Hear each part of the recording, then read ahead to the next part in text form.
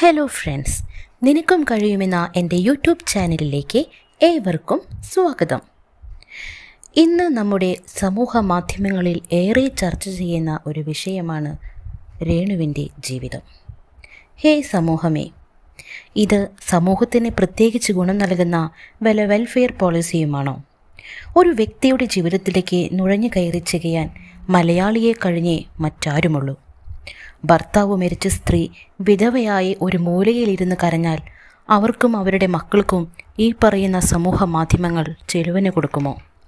ഈ ഒരു കാര്യത്തിൽ നമ്മൾ അവരെ അഭിനന്ദിക്കുകയാണ് വേണ്ടത്. കാരണം കാലുകൾ തറയിൽ ഉറച്ചു നിന്നുകൊണ്ട് തലയുയർത്തി അഭിമാനത്തോടെ ജീവിതം മുന്നോട്ട് കൊണ്ടുപോകുവാൻ അവർക്ക് സാധിക്കുന്നു. സമൂഹത്തെ ഭയക്കാതെ സ്വന്തം ഇഷ്ടങ്ങളെ സ്വന്തമായി ഇഷ്ടപ്പെട്ട് നേടിയ പ്രൊഫഷനെ അവർ മുറുകെ പിടിക്കുന്നു. അവരും വളർന്നു വരട്ടെ. ഹലോ കൂട്ടുകാരെ, വേണ്ടപ്പെട്ടവർ ജീവിച്ചിരിക്കുമ്പോഴാണ് അവരോടുള്ള കടമയും സ്നേഹവും അവരുടെ ആവശ്യങ്ങൾ നിറവേറ്റുകയും വേണ്ടത്. അവർ ഭൂമിയിലില്ലാതെയായാൽ ആ യാഥാർത്ഥ്യമില്ല. അത് മനസ്സിലാക്കിക്കൊണ്ട് തന്നെ മുന്നേറുകയാണ് വേണ്ടത്, തളരുകയല്ല. അവർ ഇഷ്ടപ്പെട്ട പ്രൊഫഷൻ അഭിനയമാകയാൽ അതവർ തിരഞ്ഞെടുത്തതിൽ എനിക്കോ നിനക്കോ കുറ്റം പറയാൻ സാധിക്കില്ല.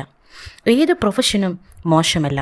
അധ്യാപനം പോലെ, വീട്ടുജോലി പോലെ, മറ്റേത് ജോലിയും പോലെ അഭിനയവും ഒരു കലയാണ്. ഒരു ജോലിയും ചെറുതല്ല. അതിൽ വലിപ്പ ചെറുപ്പങ്ങളില്ല. വലിയ ഫിലിം സ്റ്റാറുകൾ മാത്രമല്ലല്ലോ ജീവിച്ചു പോകേണ്ടത്. മാത്രവുമല്ല, അത് അവരുടെ ജീവിതമാണ്. അവർ ജീവിക്കട്ടെ. നിങ്ങളും നിങ്ങളുടെ ജീവിതം ആസ്വദിച്ച് ജീവിക്കൂ. നമ്മളെ തന്നെ ബഹുമാനിക്കുക, നമ്മളെ തന്നെ സ്നേഹിക്കുക. കാരണം നമ്മളെപ്പോലെ നമ്മൾ മാത്രമേയുള്ളൂ. അതുകൊണ്ട് എല്ലാവരും ലൈഫിലെ ഓരോ ചെറിയ നിമിഷവും ആസ്വദിച്ച് മുന്നേറും. നിങ്ങളുടെ വിലപ്പെട്ട അഭിപ്രായങ്ങൾ ഇവിടെ രേഖപ്പെടുത്തുമല്ലോ. എൻ്റെ ഈ വീഡിയോ നിങ്ങൾക്ക് ഇഷ്ടമായെങ്കിൽ സബ്സ്ക്രൈബ് ചെയ്യാനും ലൈക്ക് ചെയ്യാനും ഷെയർ ചെയ്യാനും മറക്കരുതേ.